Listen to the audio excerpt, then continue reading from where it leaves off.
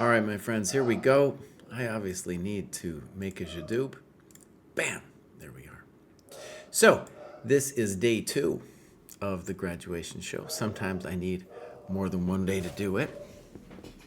And I think I might have to step away again. Let's just see if I do. Because the dog's losing his mind, that means somebody's coming up, gonna bother me. In any case, we're just gonna relax and sit in for a little bit of a longer show here. We got some stuff to do. Now we're gonna start with the famous Rookie, who's been here before. Rookie says, I spent a lot of time in this cohort and made a big effort on tactics, endgame fundamentals, and study of serious classical games in the Chernev books and from other annotated games in the dojo. I've completed a number of books and have had ups and downs in the road to long-term improvement. I have suffered at times with rating fixation, tilt, and then I give myself a slap in the face and tell myself to focus on the fundamentals, and the results will come and speak for themselves. The dojo is a great framework for me to fall back on quality materials and grind away at training. There's no easy way to improve in anything worthwhile, and chess is a case in point. And I'm going to look at this one particular game. I'll give a shout out to myself and the dojo. We are going to start a class tomorrow on the Chernev book, Logical Chess Move by Move. That book, people have loved it through the years in the dojo, so we're going to go through it. I think it'll be a lot of fun. If you missed the first class too, no big deal. I think we're going to, if people are into it, I'm going to try to continue it for a considerable period of time. Okay, so we're going to look for that. Here's Rookie. Right, Canada. Beautiful. And I've been a lot of places in Canada, but Ontario is not familiar to me, really. Definitely not Burlington. Oh, now I have to look. I just learned about Prince Edward Island yesterday, so now I'm into learning a little bit more. Burlington, oh yeah. Actually, I have been very close to Burlington, actually. So I've been to Kitchener and Toronto. So when he said Ontario, I was imagining when he said Burlington, in American here's Burlington, they think of Burlington, Vermont, and that's just way up there. Whereas here, that's where all of Canada lives, in that area over there. I played in the Canadian Open 2005 in Kitchener. I think it was 2005 anyway. Okay, so here we go. His rating is a little plateaued, I guess you might say, from the Canadian. It seems like he's working on it. Here is Rookie's. Rookie is working on it. Look at that. Very intense. You can see, like me, he's going through periods of games and game review. I'm assuming this is orange, and then here he's in a tactical period. Now, he's graduating himself. I guess he could have graduated himself a while back.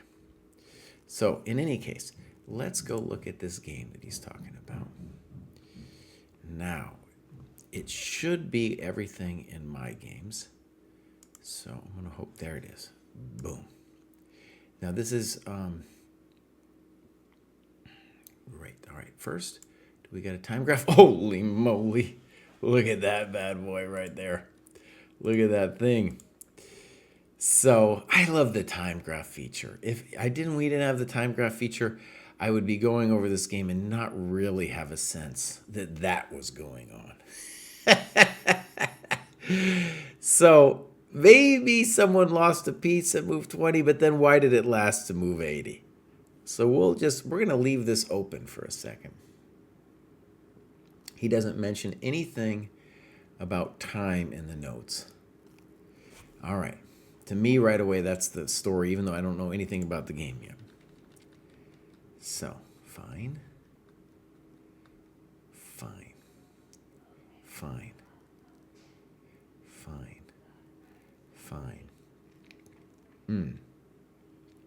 Now, knight e7 is a little weird because queen e7 is a developing move and knight takes e7 is not.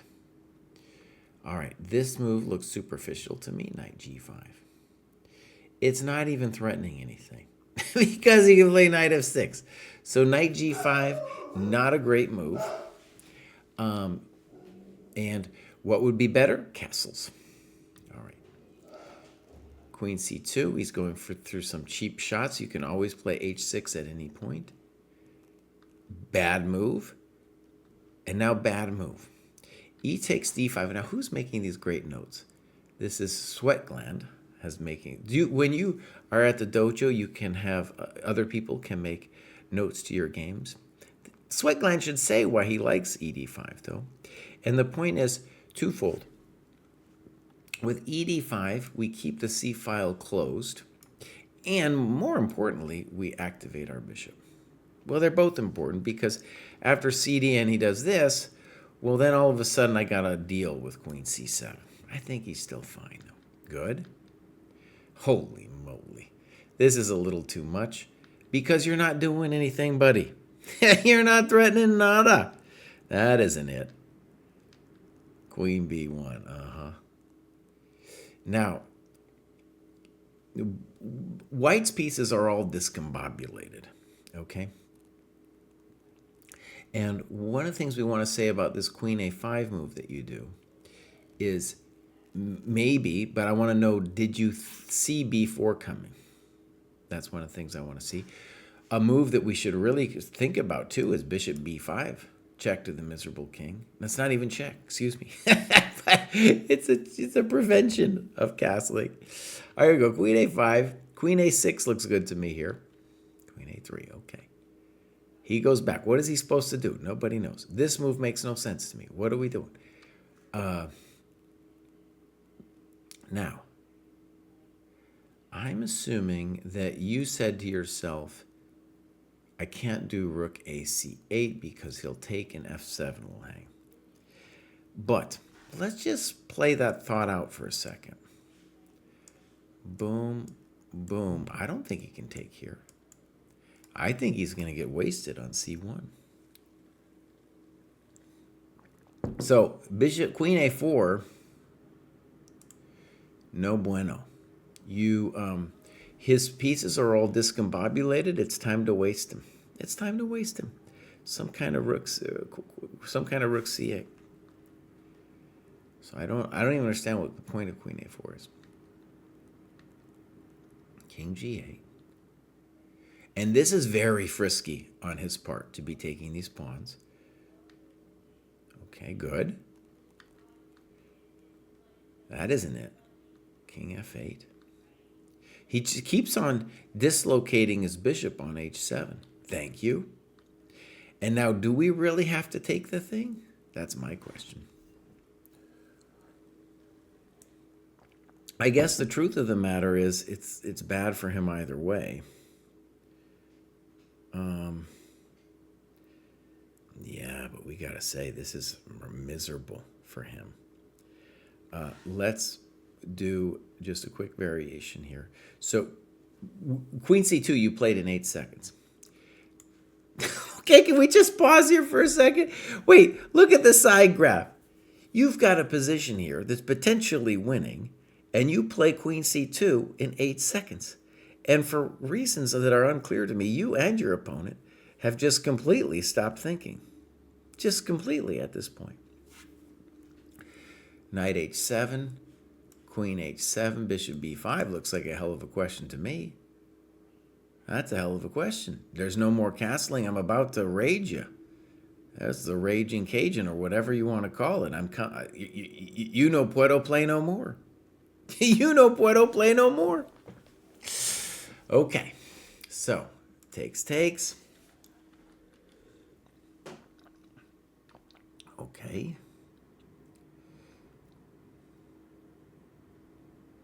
And here you're definitely moving too fast. He's moving too fast. He's got to play king e. Well, he's allowing you to play knight e4 with check. Holy moly. And now the game's over. Sweatgland correctly says bishop takes d1 as a question. What are we doing? We're playing so fast here. You've got a knight c3 game ender here. Why aren't you just playing rook takes d1? What are we doing? Welcome to the dojo. Game over.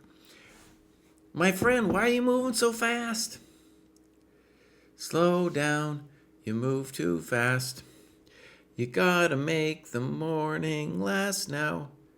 Kicking it down and feeling groovy. Feeling groovy. Why does this game last so long? All right, I'm assuming it's over. I don't know why it took so long, but he eventually mates him like this. Okay, my friend, the story is on the left-hand side there. There's a lot, both players moving way too fast.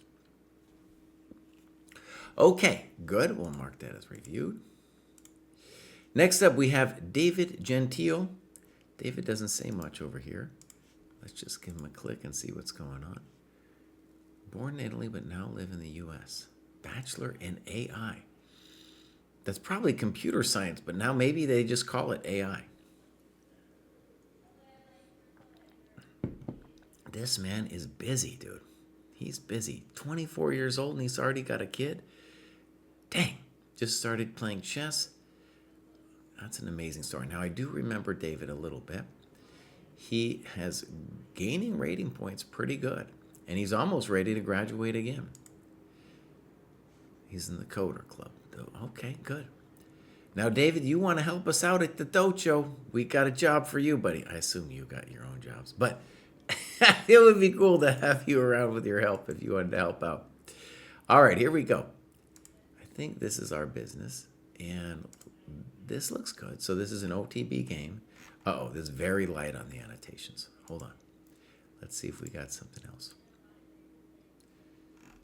Okay, we got some notes here. Maybe the other one.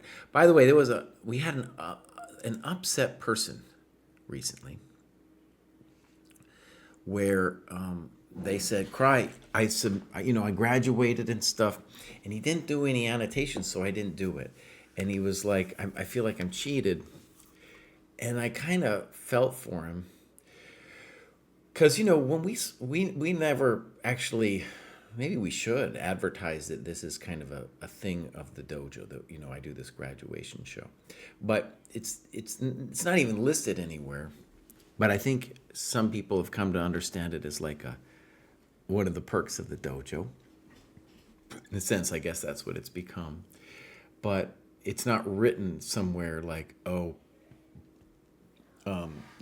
only if you go over your game, and it's kind of recent, will Kraai actually look at it. So, Kraai, maybe you need to put it into the meeting. So I'm just going to add a little note to myself here. Clarify grad show.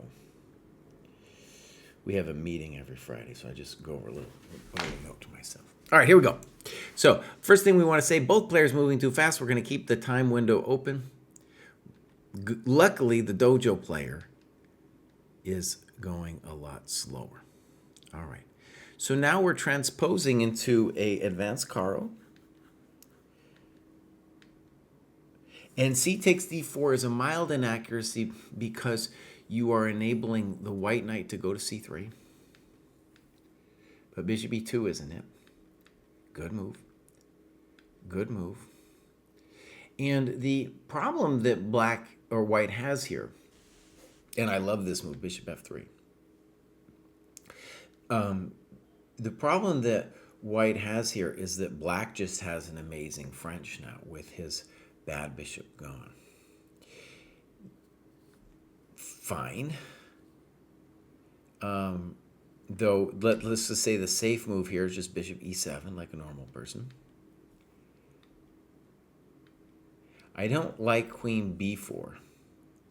Maybe I don't like actually queen B6 if knight A4 is so annoying. Because A3 is a good move for him. Now here he says he's disappointed in bishop F3, but it's not bishop F3 that's the problem. It's this move here. Because if you can't go queen B5 or queen A6, which enables bishop E2, then we shouldn't be playing queen B6 at all. So bishop E7 is the better move. You're still doing fine, just go back to D8 or something. No, I don't like this. So now this is a problem because Now you're going to develop the rook and give him support for e3.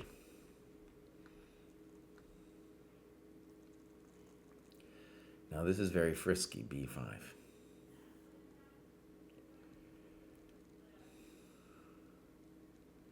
White should consider queen c2 here. And this is what you're doing, is you're helping white open the position while you have not castled yet.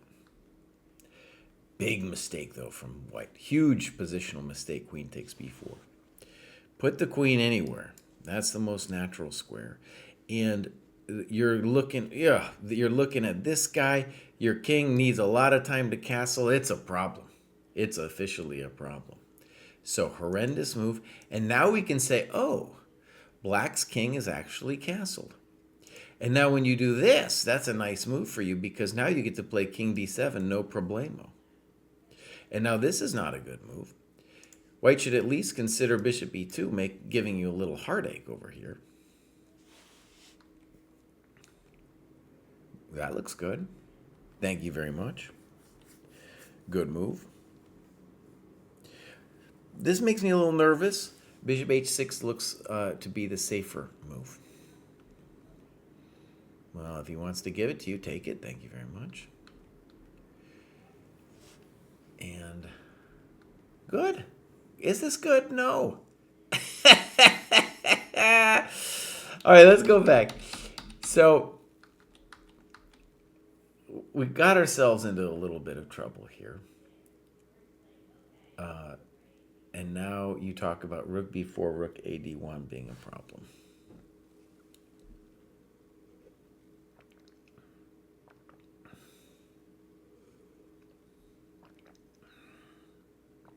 Yeah. So this is the move that is played too fast. Well, several moves. The whole thing has been played too fast. Notice that white's barely thinking at all. This is the kind of thing where you've got a winning position. Your opponent, look what he's done to his bishop. That bishop's dead. He just put it up against a wall. And he moved his own rook away from the f-file. So at a bare minimum with bishop f2, you got to be worried, oh crud, is this going to hang? And then that's a good move on your opponent's part. And you got a little trouble. I wish you had analyzed rook b4 a little more. But it's true that maybe we are just crispy critters over here. Now, however you want to slice it, we got to say rook a b8 here, here, here, here. We got to say we still believe in the black position. Is it complicated? It is, but we're going to take this bad boy. And we got 4 pawns. That's 4 pawns.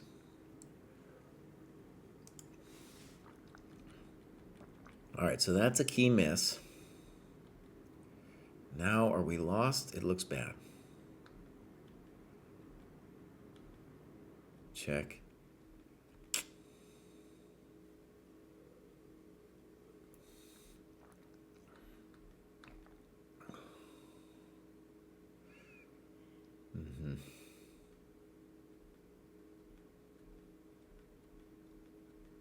All right, I think we're toast. Oh, it's not toast. And he fell for your trap. Okay.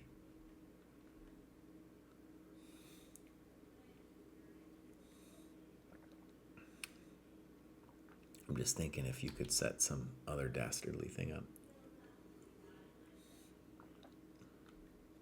Now, because h5 is a terrible move, because now the pawn has no chance to advance. d2 is a terrible move. So in general, you know, it's probably no chance for you here objectively. But what should be stressed is you play here. Keep your pawns in the light squares. Put your king here. Put this other pawn in the light square. He can't advance. Once you play d2, then there's no way for you to advance.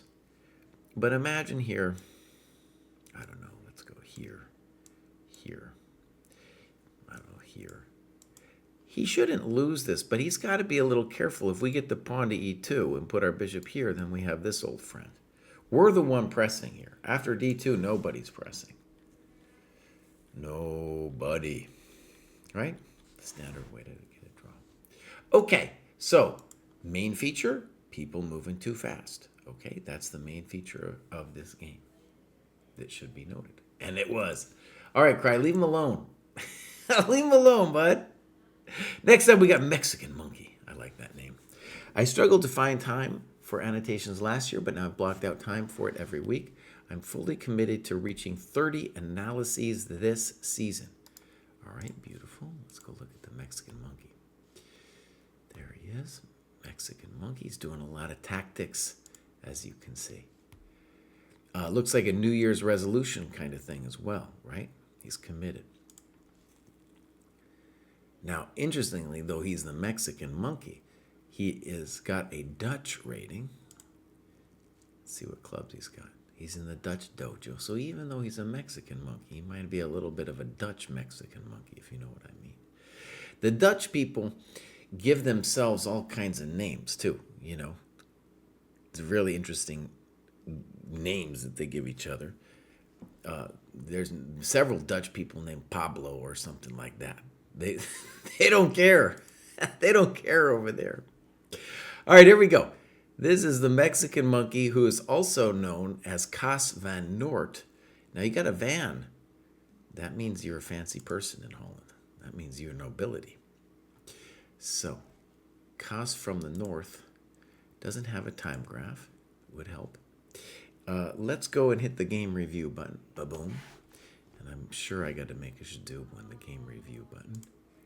Let's go here. That's Cas van Noort. Okay, make sure no one's yelling at me over here. All right, ba-boom, ba-boom. Can we get one more ba-boom, Jesse? Let's get one more ba-boom. Thank you very much. Here we go.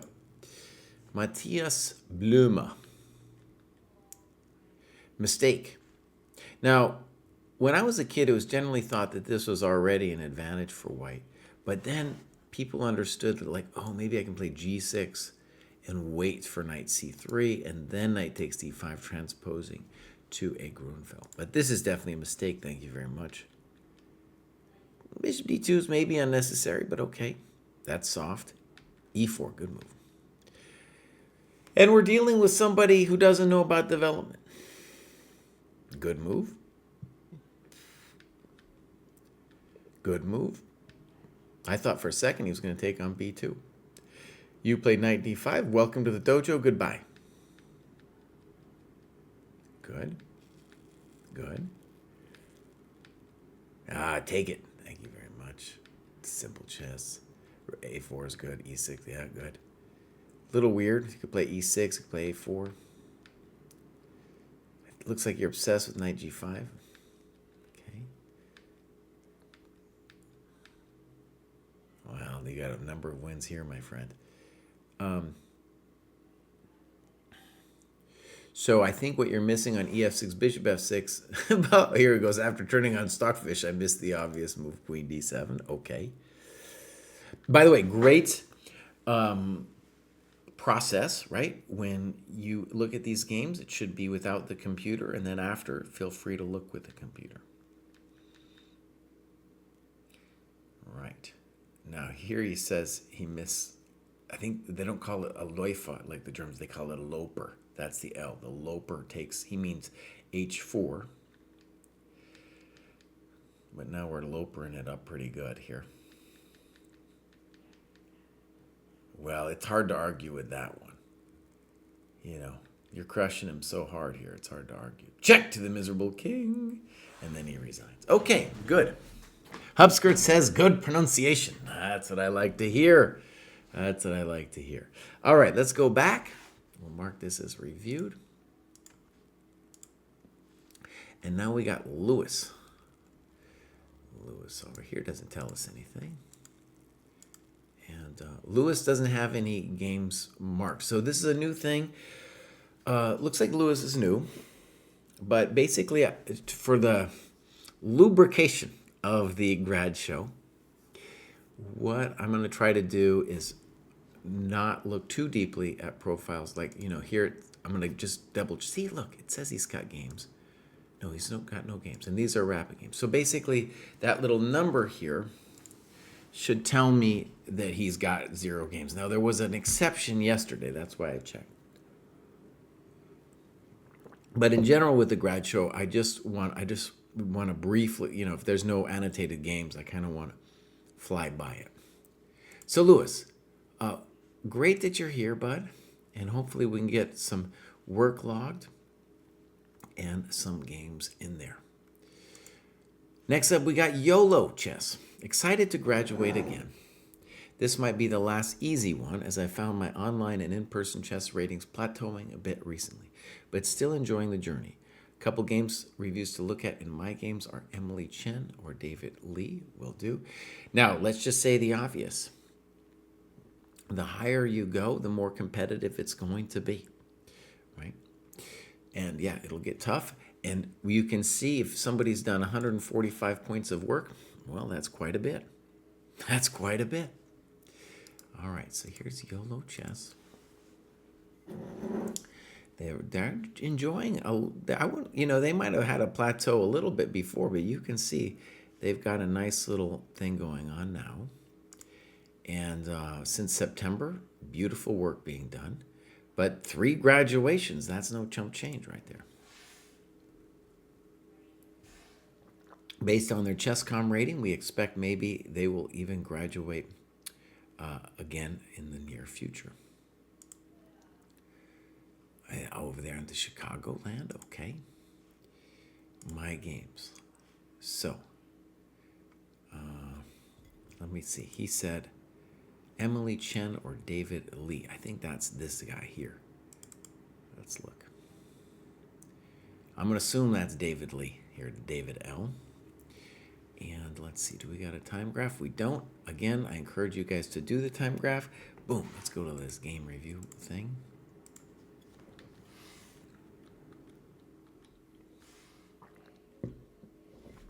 I did a course on Chessable called An Aggressive Repertoire for White, according to the dojo. And here I like Queen D2 better, primarily because we're not really afraid of Knight G4 anytime super soon. So we might as well play Queen D2 first. Okay. And now E5. So, it is an interesting move.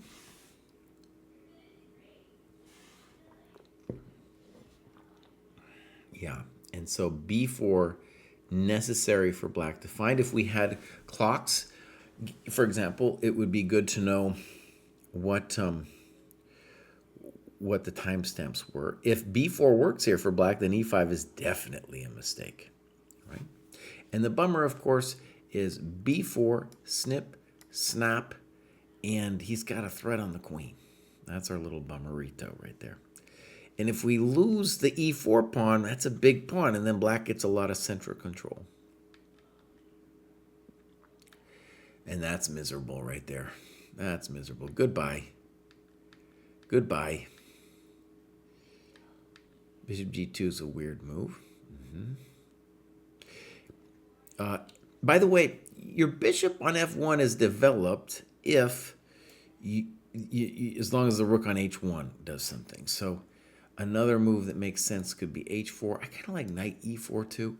I don't want to see Queen A5, even though it's not that scary. There she comes. That kind of encourages you to go to E4. Good.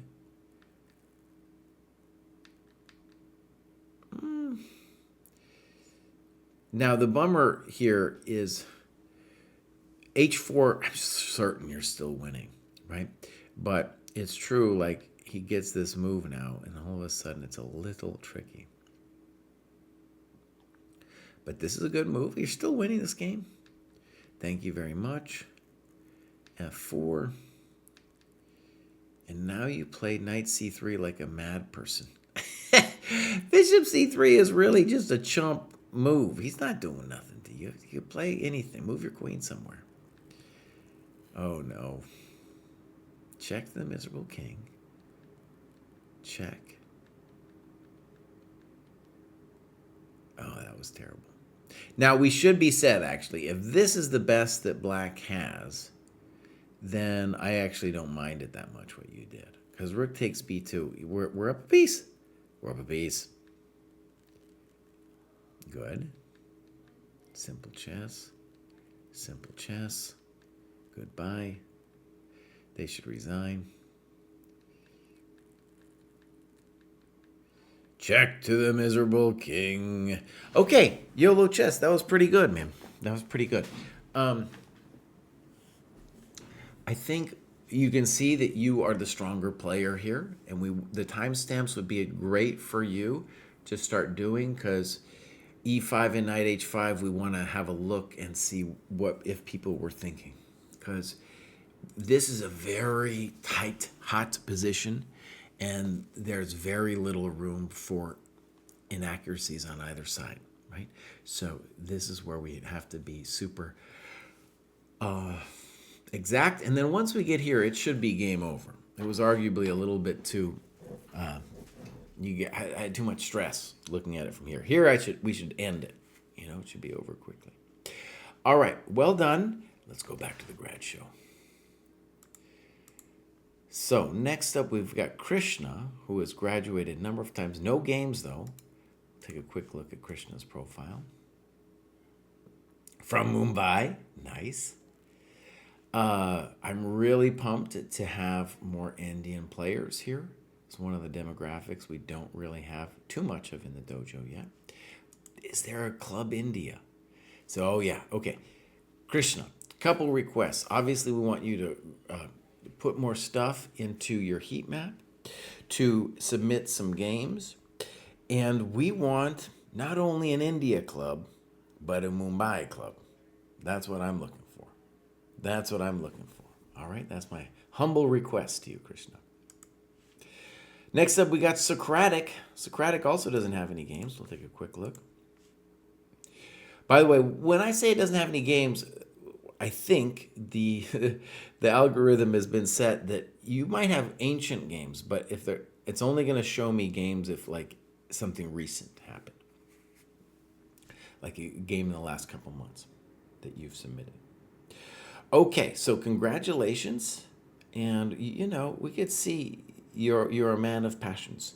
You had a good bit here, and then recently you had some stuff going on using the chess comp. Tell us something about yourself, Socratic. All right, now we have GD Chess. GD Chess has graduated a number of times, but doesn't say much about themselves here. Not logging too much, but I do think they have some games, so let's go take a look. All right, so interestingly, it doesn't say when this was created. All right. Oh no, this is from 2023. Oh no. Hold on. Let's go check out this one. It's also 2023. Maybe that's why it wasn't registered.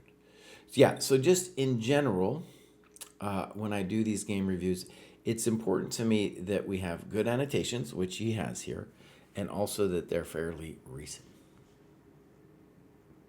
Okay, next up, oh, we got a big one here. This one's Skebix. Skebix is a very busy man. Let's read what he writes. It has been a long grind, but a fun one. I graduated but had to demote myself. Now I'm back. I've been playing a bit more every year. From 4 classical OTB in 2022 to 61, very impressive, in 2025. I tried to do a bit of everything, but my 2 main weaknesses are still visualization and calculation. I'm enjoying the group classes. Sadly, I can't often join the Sensei reviews because they clash with the Club OTB weekly game.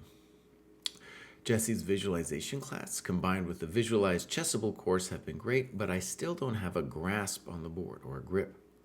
Hopefully Kostya's d4 repertoire can help my game with white.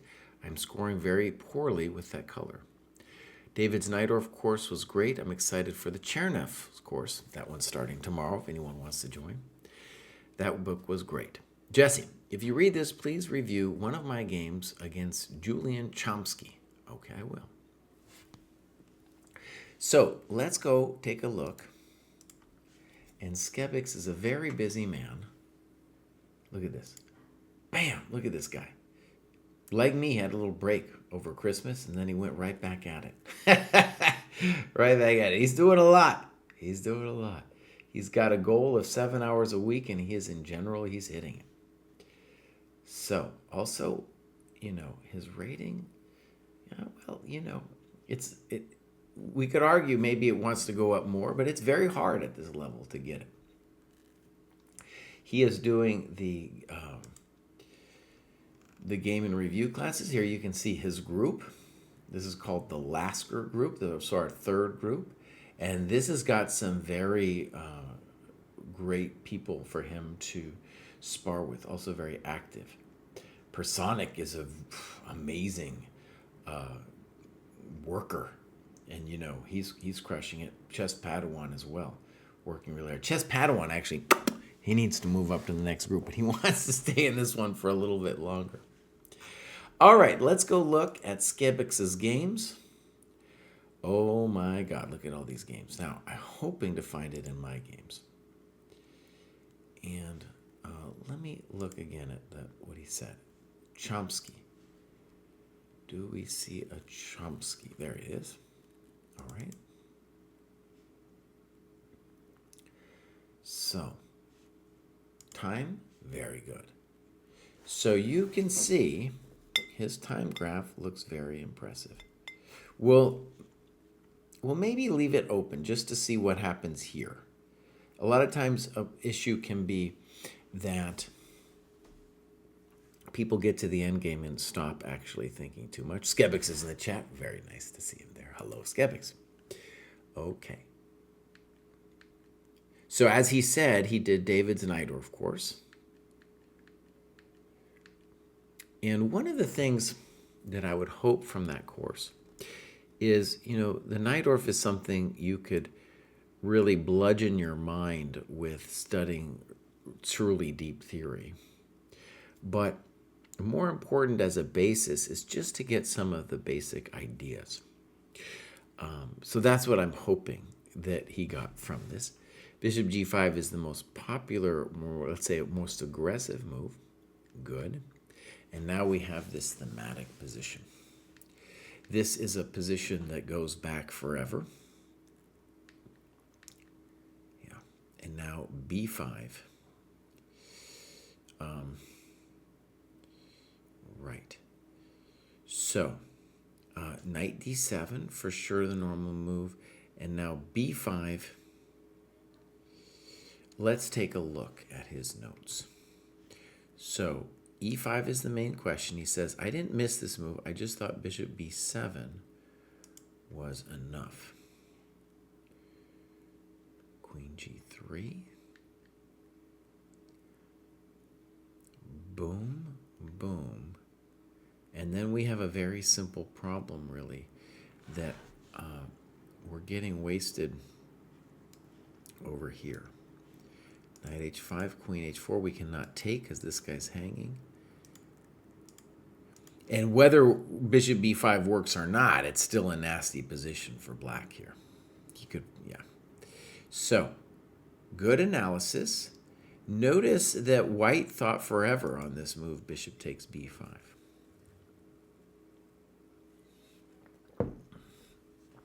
Okay.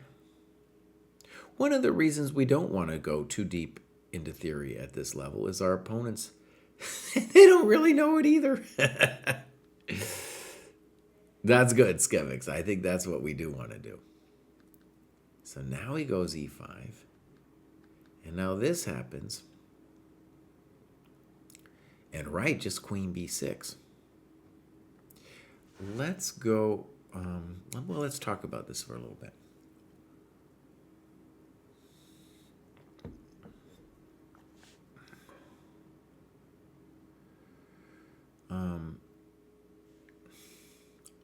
In addition to queen b6, there's also queen c8. Looks fine also for black. Let's look at this one here.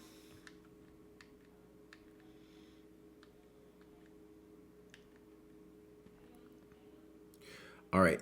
This is somehow Stockfish saying that this is unclear. To me, it just looks winning for black. Maybe I'm missing something. But to me, yeah, I don't understand. We're just up a piece. And those pawns, I don't know, it's going to take a while for those pawns to impress me. I'll tell you that. Okay. So, here we go. Bishop f3. What would be important for us to know on this decision, skeptics, is, well, hold on. So, boom, boom, boom, boom. And now both players miss that ed6 wins the piece back. Okay. Notice here, white played too fast. Now, why did I leave my business open on the left? Because they're still thinking, we want to just see how this goes down. So boom, boom, and we've reached our end game. And what do we think about this? Knight d7. Hard to argue with. Fine. Very interesting position. F5 is a very nice move. Good. So, mistake, loss of time. And you played rook hg8. I will try to go full cocoon, he says. Full cocoon, okay. We might consider something like this as well.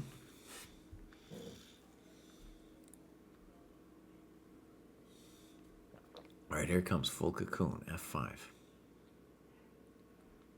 And he's gone full cocoon, all right. Now it looks like we're lost.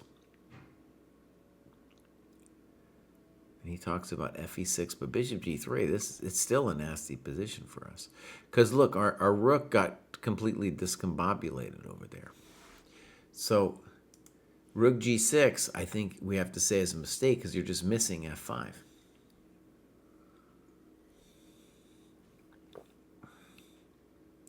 Now, I think if you are going to play rook g6, you might have to take this thing. It's not a pleasant thing, of course. You know, you got the Irish pawn structure and stuff, but at least now white can't mess with your rook on g6. Still a nasty position for you, but I'd rather do this than put my rook on h6. Right, my rook on h6. Oh no, that ain't it. Bishop g3. Now my rook's toast. All right. I don't know about bishop f4. Notice what he's doing. He's like, he's like touching our rook unnecessarily. There's gonna be ways for white to improve his position besides that. Oh, he took our knight. That wasn't it. Rook g7. If anything, it was rook g7. I don't know what he's doing. Okay, good. All right. h6. He wants to play bishop g5. So just notice that white hasn't been focusing on improving their position, really. And you are now starting to do things. So you're going to give a line with d5 where you feel like it's equal, but I'd rather already be black here. He's activated all your stuff, and with a move like d5, you're putting him out of business, right? All right, so here we go. h6, rook e1. That's the sign of a man who doesn't know what the hell's going on. He's like, what am I doing? Why was I here? Fine. Rook d4 check. Now, let's just mention bishop f4 looks very plausible in addition to this. I like bishop f4. It looks more dramatic to me because I want to play d5. I want to cut him from the square. I don't, why did we do that? You had an active rook. Now it's because he wanted that, Jesse. So you missed this move. Okay, good move on his part. And now you talk about d5. Now, d5, there's obviously rook e5, but he could also maybe try rook a4. All right. Now, are we worse? Probably. Check. I don't know why we're checking. Yeah, bishop c1. Okay. Thank you very much. Yeah. So he plays b3, and then all of a sudden you're in the business. Now, what was the main thing I was expecting? I was expecting exactly this. When I say this, I mean we're past move 30, and both players are basically stopped. They're not thinking anymore. So this is a very common phenomenon, and it happens all the time with lower rated players. And if they can stop doing it, oh, it's like a magic trick. Because the end game is going to be harder. It's going to be concrete. It's going to be time for really like deep thinking. And because it feels that way to people, then they just make impulsive moves. Like, what does knight e2 do? I don't know. f4? Oh, that doesn't look right. And here, yeah, you play ef4 in a half a second, and he's giving you the option to put your pawns on dark squares. Oh, my lordy. And light squares. And why? Because then the bishop controls the dark squares. And in the f4 ain't it. In addition to e4, you also could simply play bishop d6 and control the knight. All right, so here we go. He's just moving around. Good. And now you give rook f2 a double question mark.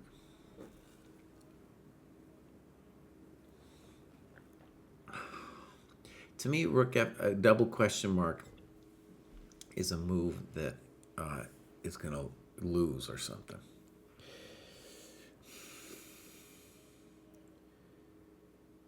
And at least intuitively, I still believe you're the one with the nuts after rook takes f2.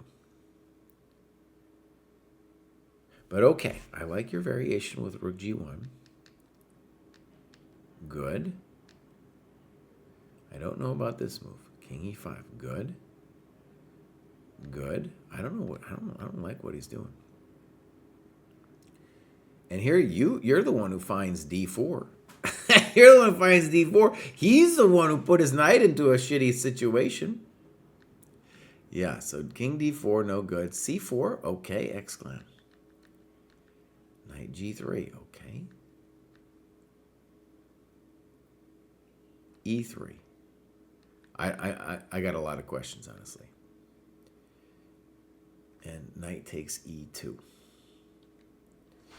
He would have to have some real endgame knowledge to play knight takes e2.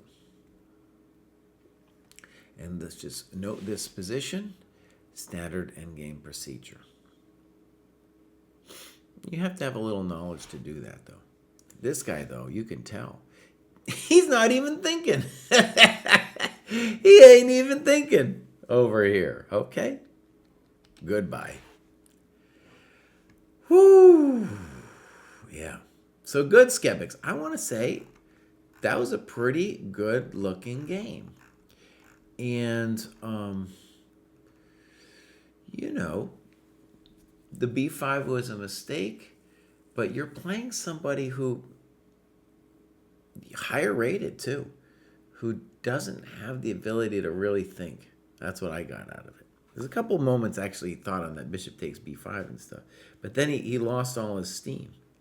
Flatlined over here. Okay, good. To say the obvious, as we're going up, we're seeing more and more interesting games. Here we got another person who is doing great. This is the Chess Padawan, also in Skebix's group here. It says he doesn't have any recent games, though. That's hard to believe. So what's going on there? We got USCF 1612. He's crushing. He needs to go into the Capablanca group. That's the next level up for the game in review. And he's just been marching. Look at this thing. He's got it over there. He's in the core dojo or Charlotte dojo. Well, the chess Padawans for real. Now what's going on? Why does it say no games? Oh, there's something wrong with it. Okay, hold on. I gotta make a note. And by the way, if earlier I missed somebody because they in fact had games, then please let me know. Because this thing clearly says he has no games. But then, hark, hark, we look and he does have games.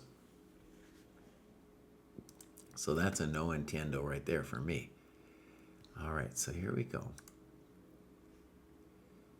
So, all right. Aaron Wilson against this dude. We do have some time crafts. Playing somebody who wasn't thinking long enough. All right, typical stuff. Fine. Fine. Fine. Controversial. Not developing. All right. Boom, good. And now you played knight c6. Already it seems to me that queen a5, you're better. Makes sense, queen a5. You break the pin, and you free your knight up for knight e4. Got to be doing great. All right, so knight c6. Here's an interesting moment. I think I would have thought about e takes d5. You took this way. Still an interesting position. And you looked at e5 after the game. You looked at b5 a little bit. Personally, b6 looks very natural to me. I guess b5's a thought. On b5, I am concerned with a4. Notice here, we don't really want to do this to ourselves because the guy, now you just pinned completely. Not fun, right? Not fun. A belated queen a5, we'll call it. Okay.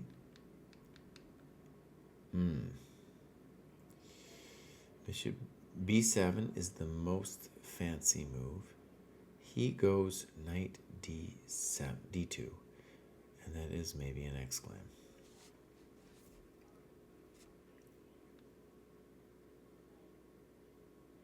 And he gives this very interesting line here. Boom. Boom. Boom. Boom. But that's a losing position. You're down a piece. Okay. So, a6, a lot of time spent. And then maybe what we should say in the notes is something like, oh, I missed that queen b5, knight d6 was happening to me.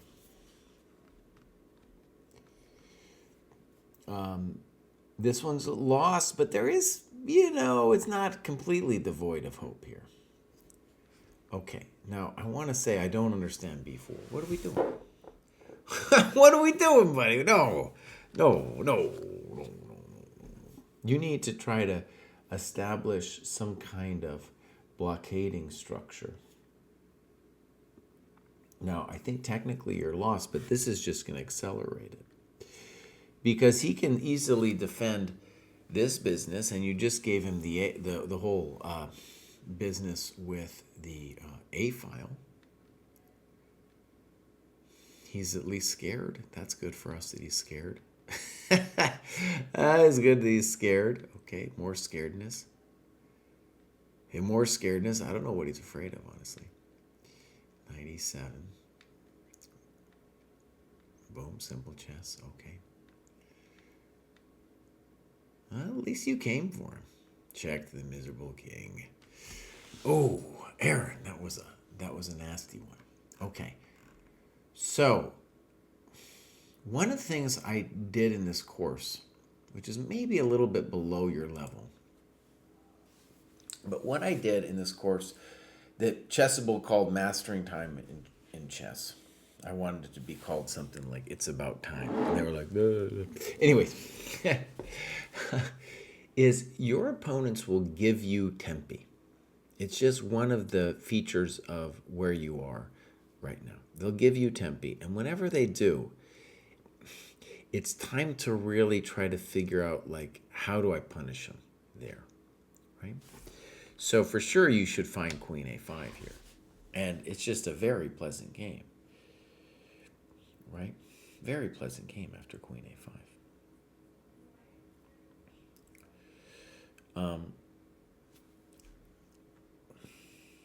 Then when you got yourself in trouble, I feel some sympathy for this. You know, I can imagine being like, well, now I got to do b6. And then all of a sudden the milk's kind of gone bad. And this one is hard to see, right? Now, arguably, you should have seen it when he played bishop b5. You should be like, oh, my queen's feeling a little crowded. What's he going to do next? You know? So I get that, and I think you are toast. I don't think castles is saving you. So I don't see why a6 is a double question mark. I think the milk's already gone bad. Okay, so well done. Aaron is making great progress. He's also in the Game and Review group, the Lasker group. We're having a good time. All right, here's Spork. Spork says, I'm on a mission to find out how good I can get. I like the structured curriculum, but even more I like being part of a supportive community and have active learners. Great. Now, I think a spork is a combination between a spoon and a fork. I think that's what it sometimes is. All right. So, spork. Let's go look at the spork. He's got 11 games, it says, which is quite a bit. All right.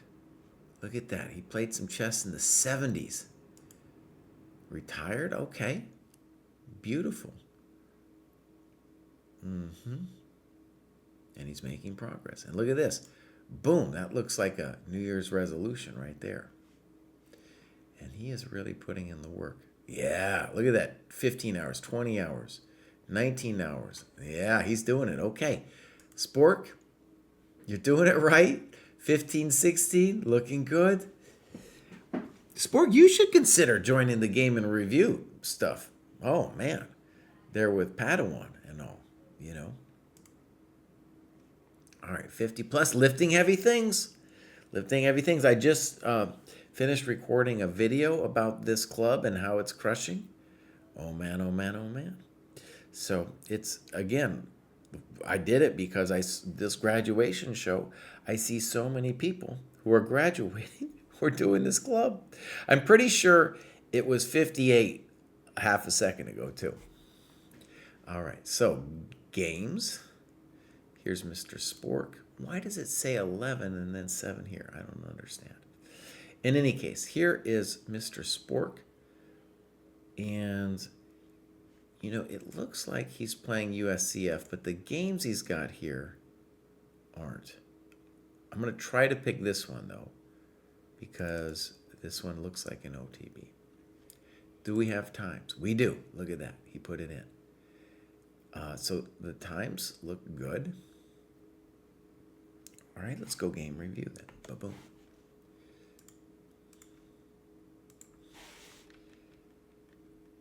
Fine. Good. Poor move.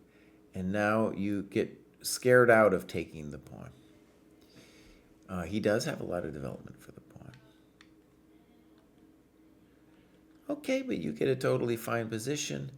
And now you don't like bishop g4. I guess I'm with you. You're just setting yourself up to get whacked with knight e5. And I like your improvement too. Now this is scaring me a little bit. Okay. g6, okay. Good. I don't like what white's doing. He calls it the dreaded Pillsbury Knight. Now, it's true he's got the dreaded Pillsbury Knight, but he just also gave himself the dreaded dead bishop. So I think you're doing fine. h4, too much. So this is an example of a player who's not focused on improving his position before he does the wilding. I think c5 is fine. I'm sure you could have probably also played f6. Now, this is scary because you are allowing knight g6. And maybe you're a genius when you do so, too. Look at what he did. Bang. Exclam. And then he talks about 97. Or, excuse me, here's the notes, 97. Now, one question is, what's happening on King F7? And the answer is terror. The answer is pure terror. Oh, I don't know. Now he's got to check here. He's also got to check here. And I'm scared. But it should be looked at. I don't know. Maybe it should be looked at. It's too much. It might be just too much. So he looks at King H8, Queen E4, and now Bishop F1. Okay, let's look. Bishop F1. Now, I think we should probably continue the analysis here because we do have this little thing.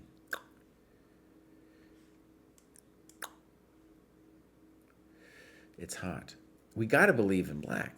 Got to believe in black. Because if nothing else, that knight is so miserable. Yeah. All right, Queen E7. Good move. By the way, you are showing some really good tactical flair. And that's how this guy goes down. Good. Simple chess. Simple chess. White resigned here. Oh, that was well done, Spork. That was well done. Good to see a fellow older. Now, maybe if you're 65 plus and you played in the 70s, maybe you'll look at a dude like me and call me a young pup. That's what's happened to me before. Old guys, even though I've been around the block a couple times, got some city miles on me, and they'll be like, still, you ain't nothing, buddy. You haven't served your time. Better somebody, call up Steen. It's time to do some simple chess. All right, Spork, welcome to the dojo. You're doing great. Check out our game and profile review. I think you'd really like it. Now here we got AVDS90. He says, going up 3 cohorts in 1 month, I don't really care about my online rapid rating. For me, it is only a practice for my openings and to see what kind of positions I get. Need longer games to think properly and apply the stuff I learn in the cohort. I know I need to annotate my games, but I do review them. What helped me most are the Polgar mates and winning chess strategy. It was the glue that connected the dots for me. I mostly played against stronger opponents, and I come mostly with a playable position out of the opening. Games were mostly decided in the middle game by tactics, so endgames did not get a priority. Now I got better in the middle game, and I can even trade to better or winning endgames, but I still throw away points there. So after simple chess, he's getting a lot of mentions today. I will focus for a time on endgames. What also helped is to go back to lower cohorts to do some work there if I notice some gaps in my play. It's about building a strong foundation instead of doing a little bit of everything and finish books half. I noticed that I'm a lot calmer OTB and playing more positional instead of tactical. But I did also notice that I still have things to unlearn, like moving my pawns to break, because I am a little impatient sometimes. Happy with the structure of the dojo because it gives me a clear direction to build. The funny thing is that I don't focus on my rating anymore, that my playing is going more smoothly. Okay, so congratulations. This is a big graduation. He's over there in the Dutch land, and he's flying up there with the Dutch rating. Beautiful. And looks like he been in the dojo for a while, but just started, excuse me, just started recently here. Maybe a New Year's resolution style thing. Dutch rating much higher than the ChessCom, and he's got a nice FIDE rating too. So FIDE and the Dutch rating looking about similar. Good. Is he in the Dutch dojo? There it is, 38 members. And we got the Note Boom. Note Boom, I'll just tell you a funny story. I think it's a Dutch dude named Note Boom. But there's a variation called Note Boom.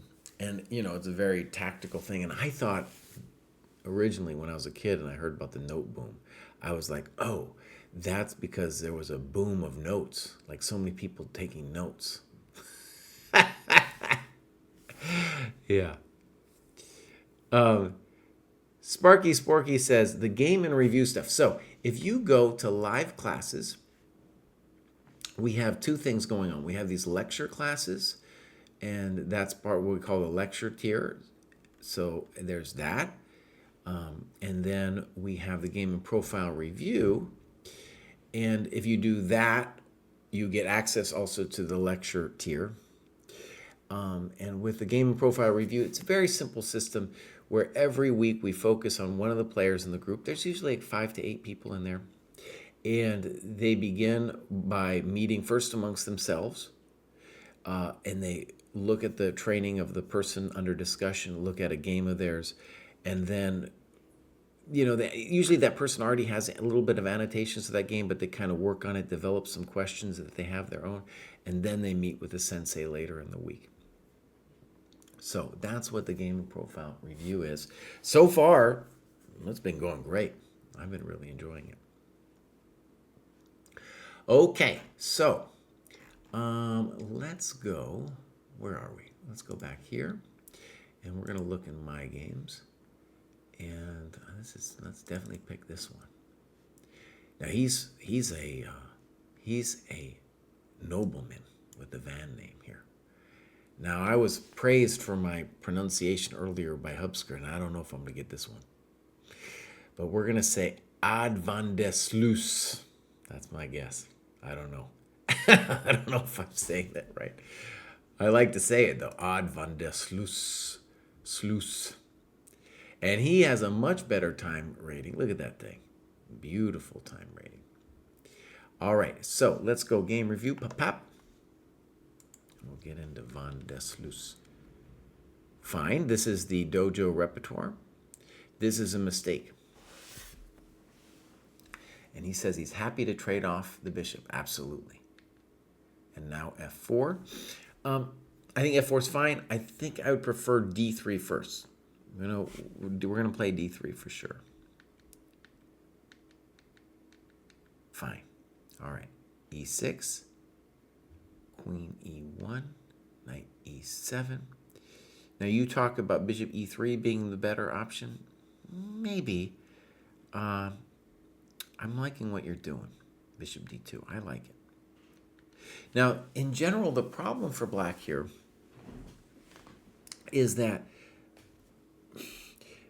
in general, black wants to create counterplay on the queen side, but he's just killed himself in a variety of ways. How would he create pressure on the queen side? What does this bishop do? Notice he doesn't even want this pawn here. It's in the way of this bishop every which way. It's in the way of the knight. This knight's dead. So when we look closer at this position, it already looks really bad for black. Okay. I don't know. Good. Little weird.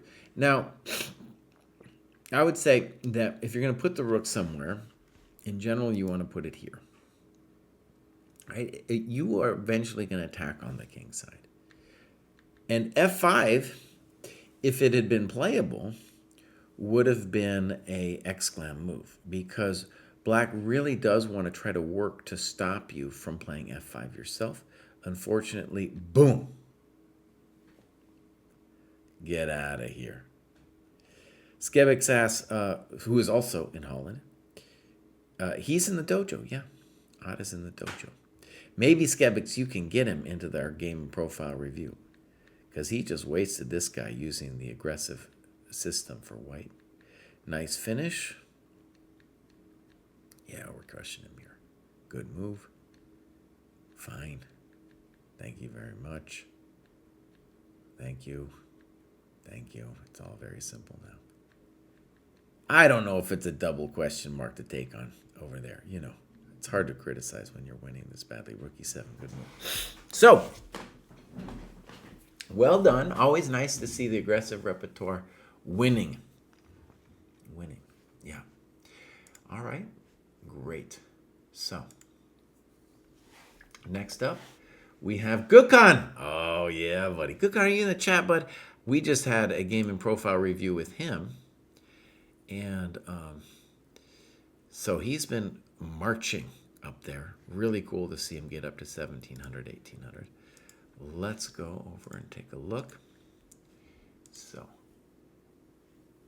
he's up there, 1714. Look, it's just flying up. And as you can see, he is crushing it since the beginning of the year as well. Your message got lost. Okay. You can send me a message on Discord or whatever if you want. So beautiful. He's been doing the lectures and now the game and profile review. Hopefully, actually, too. He's a developer. He's going to hopefully help us some with our dev projects, of which we have so many. So really cool to have him on the game and review, and maybe even, helping out with the dojo site.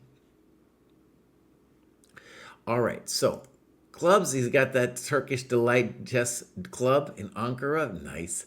Now, who is in the Turkish Delight Club? Let's go take a quick look. Cartier Tank. Now, we haven't seen that guy in forever. We haven't seen him forever. He was at the very beginning of the dojo.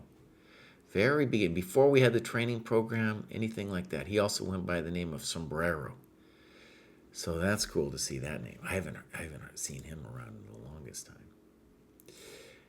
Sometimes we had him on the stream and he'd show up and he'd be smoking and stuff. It brings back memories. The dojo's been around already a long time. All right, here we go. Games. He's got a bunch of games. And tell me, Guka, which one should I be looking at here? Which one should I be looking at? Sent on Discord. Okay. So. Okay, I'm just going to read it from the Discord he sent me. Dojo has helped me stick through books. Usually I would do some chapters on the book and hop into the next one. My chess idol is Alekhine, and I'm trying to play dynamic, aggressive chess. However, during our review session, I have noticed I am doing so many lazy moves, and this actually repeats through all my 6 games in the tournament. With the Queen B3 we discussed in the session, I could have gained the initiative so much earlier. For this, I will log my time info to see when I default to natural moves and try to respect each move of the game in the next tournament. My goal was 1,800 FIDE for the year, so I will update it to 1,900 FIDE and see how it goes. And then we have this game that I'm going to pull up here. Ba-bam. I visit site, yes. Okay. So, it's not, we don't have times. That's okay. We'll go game review.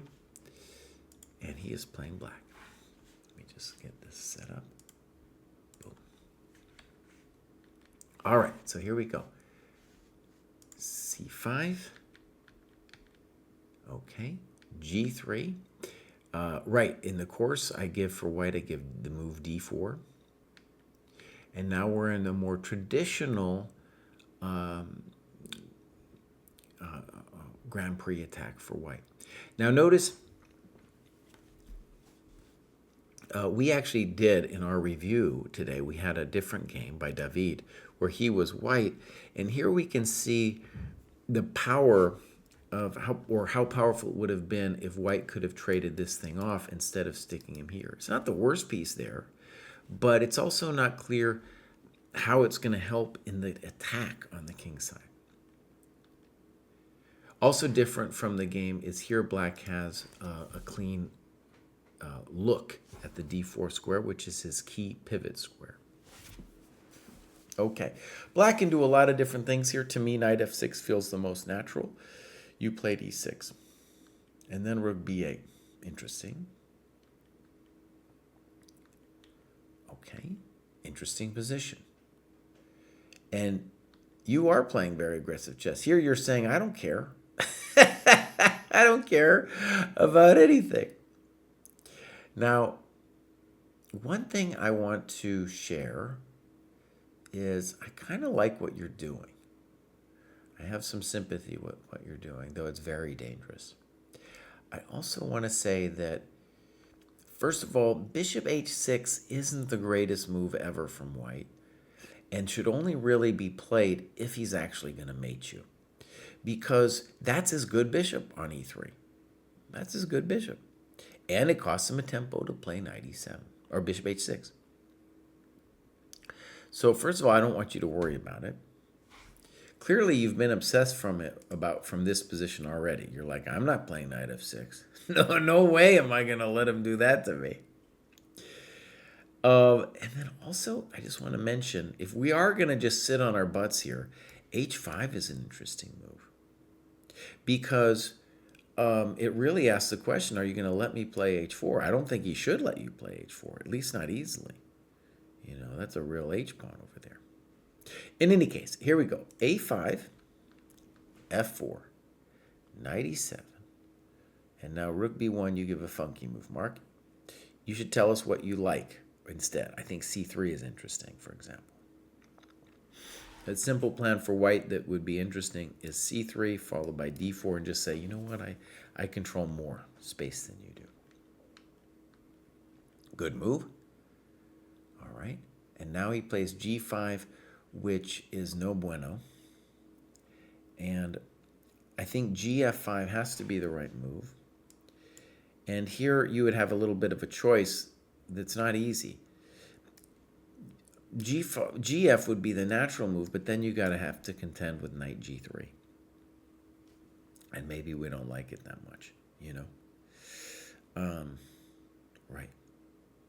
And ef, he can say he's got maybe some more center pawns. He could still play knight g3 after that and maybe be mildly better.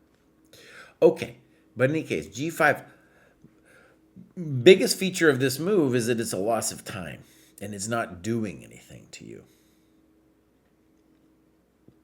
All right, this would be nice to see sometimes here.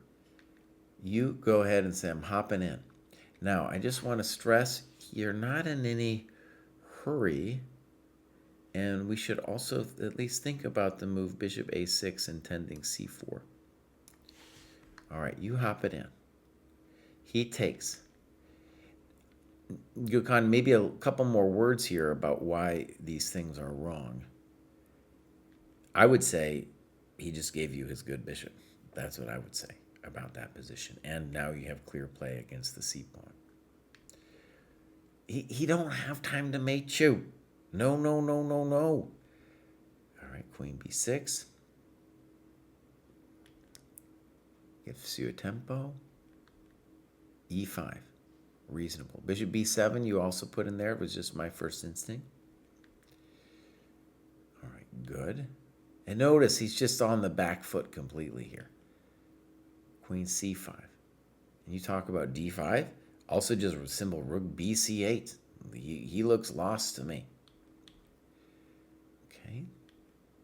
Look, he can't give up the ghost. One of the problems that black or white is facing here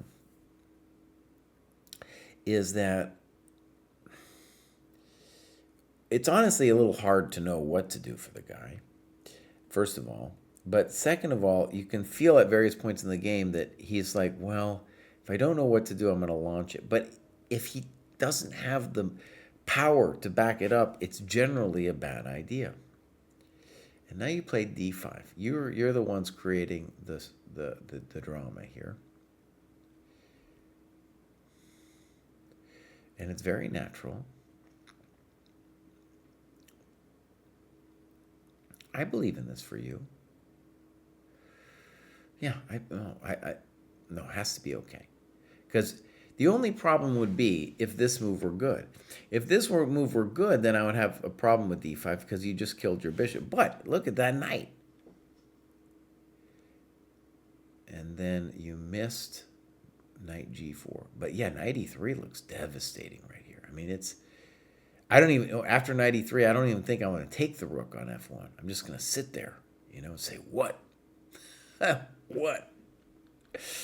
All right, so that's a bummer move. This is where we'd really like to see some timestamps. And then here, yeah, you got to go g7 or something. Or consider rook b e8. Good move. So notice, he didn't even think you were going to take. He was thinking materialistically instead of saying to himself, oh, I don't have any good pieces here. Here I'd want you to consider knight e3. Queen f4, and you say exclam. Yep. Oh, nice one, buddy. Nice one. That's what he gets. Welcome to the dojo. Check. Oh, yeah, look at that knight. We're just dancing around him. H5, that's just nothing. Thank you very much. Thank you very much. That's not going to help. Look at that. We're just killing this guy. Boom. Boom. Very nice, Kuka. Very nice. Whew. So I think what we want to say actually here is very important. You're playing a 1770. You made one tactical oversight, but in general, we want to say you understood the positional elements much better than your opponent. Yeah. Yeah. So, I think, that was great. That was great. Good annotations. Oh, yeah, I'm really happy with that. Okay, well done, Gukhan. Well done. You're going up. He's going up, man. He's going up. There he is with the ratings. And, well, maybe, we're going to work. He's going to get up there. 1714 FIDE. That's no joke of a rating. All right, let's continue. We've got two people who might not have games. Let's just see what's going on. This is Old Gunner. The Old Gunner. Let's see what's going on. So, he's an old dude from Norway. So, got a main tournament in July, the National Championship for Seniors. Okay, let's give this guy a follow as a fellow old dude. So, and he streams classical games, huh? Okay. 1815, looking great. And his chess.com is actually not matched with the FIDE. That's an interesting thing, especially for us old guys. It might be a harder thing to be playing online. All right, let's see what the clubs. He's got the 50 plus, and he's almost ready for the 65 plus. And then he's going to be maybe winning the Swedish championship, or Norwegian championship, excuse me. So, started at age 28. He's doing great. No games, though. So, Old Gunner, dude, put in some games. Put in, so show us some stuff about what's going on here, too. Come back. You were so busy at one point. And we got some old dudes in the game profile review. Highly recommend. Be cool to see a fellow old guy in there, too. All right. Now, we just got put up on chess.com or something like that because it says we have 1,800 people viewing. We don't have 1,800 people viewing. And that just means that chess.com put us up there. In any case, chess.com, I will say this is the graduation show. I do this generally every Wednesday. Today is obviously Thursday. Sometimes if we have a bunch of people, or if I don't have the time to finish on Wednesday, boom, I'll go to Thursday. We got one more today, and that's the Paprika Dinosaur. Paprika Dinosaur is way up there, man. He's way up there. Doesn't say much. I have a feeling we're not going to see too much from the Paprika Dinosaur. We're going to give him a follow. And beautiful FIDE rating. And sporadic work in the dojo. Obviously, it would be cool to have him be a little bit more active. Tell us where he's from. That would be nice. A lot of times I'll look at clubs and they'll say, I'm from, Norwegian or whatever. He does have some games in here. Maybe they're old, though. So let's just give this a click. Well, Blackpool Open 2026. We got loads of games. So this guy, too, our new thing isn't working. Our new thing. I wouldn't bore you, but we have... Anyways, I'm not going to bore you with it. Here we go. Let's take a look at this game by the Paprika Dinosaur. Boom. All right. First game I wasn't late to. All right, let's see. He does put the clocks in. Now, I can tell you exactly what happened here.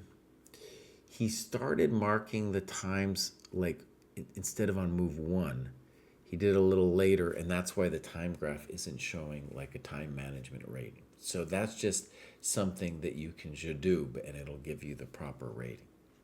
But the graph itself looks reasonable. It's actually also kind of weird. I think he didn't put the time control in. That's another thing that's going on. All right, let's hit game review. All right, here we go. Fine. Frisky, but fine. And I actually like this position a lot for black, or for white rather, but I like the way white played it here too. Now on DC4, the challenging move is knight e5. That's what Kasparov has done on a couple of occasions. Very interesting position. All right, queen a4. Boom. And then you play b5. And he blows it with queen takes b5. Boom. Boom. And now he sacks a queen.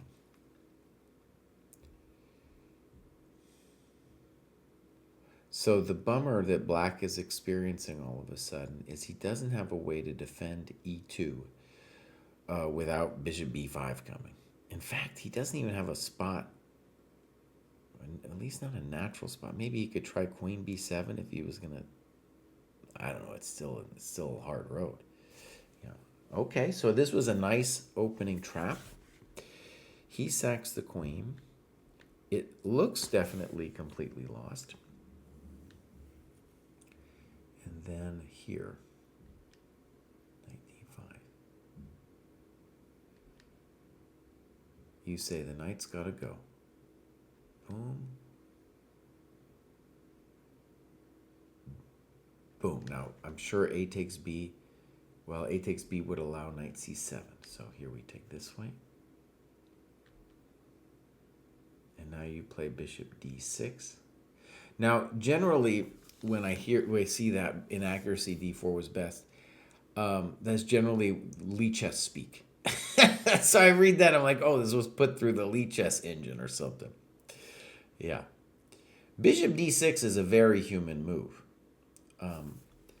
So, you know, we give the pawn back, but we get the castle. And he's like, I don't know, he's maybe correct. He's like, well, if I have any shot, it's like maybe I shouldn't even take the thing. And you're like begging him to take it. Now, you could probably play rook b8, no problem, you know. All right, finally takes it, sinks his knight into you. Don't fall for knight e7, bishop f8. All right. So now, white has definitely improved his lot in comparison to when this sacrifice first happened. Rook d8. Okay. And now knight e3. Now, one tricky thing about this position is we have a real problem with the knight being strong on d5. If he goes to c4, though, he's also going to be strong. You know, funnily enough, there was a game today.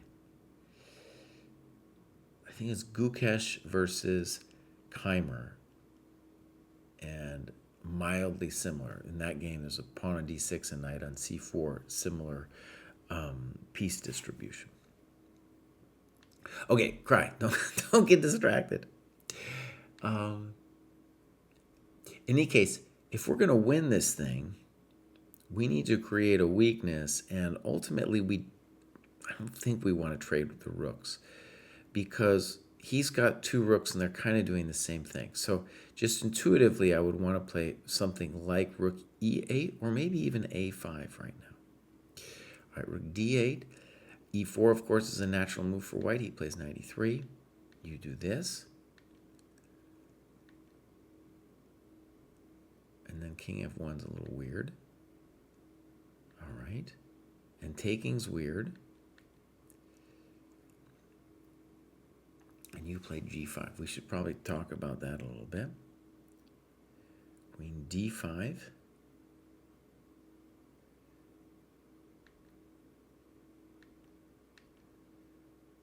f takes g4. I don't know. I don't know f takes g4. So let's read what you write. You write h5. Now, I got to say, h5 is not the first thing that comes to mind.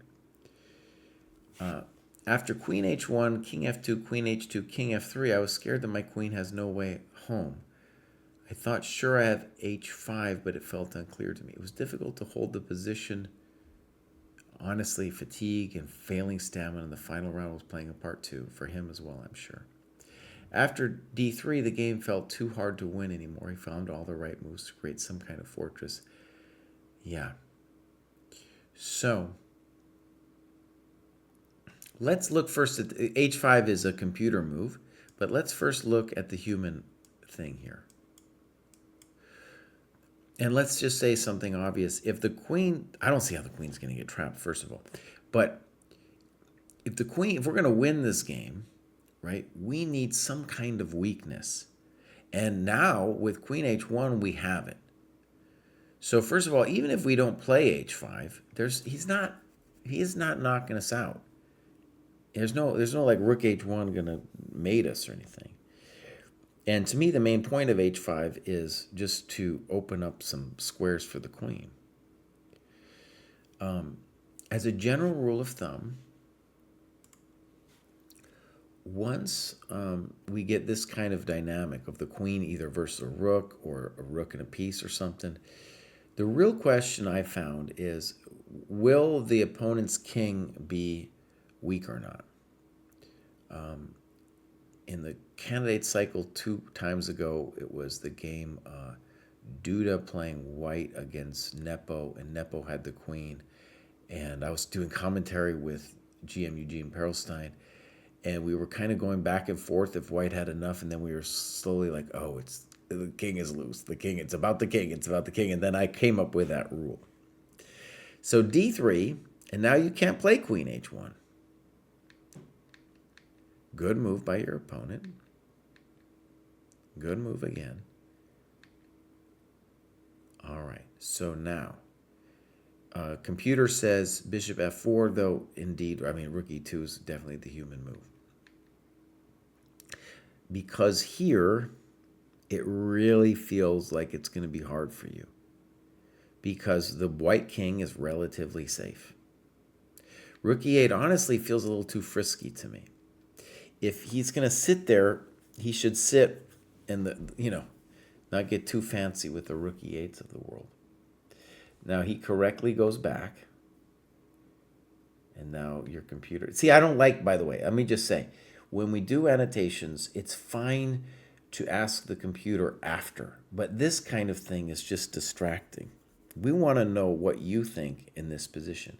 To me, king h7 is a very natural move. If queen f5 is best, then we need some kind of explanation why. So it's talking about h4. Now, why is it saying this? It's like it kind of wants, at some point, it wants you to play queen h3, I guess. There it is, and it's saying queen h3. But h4 is not a human move.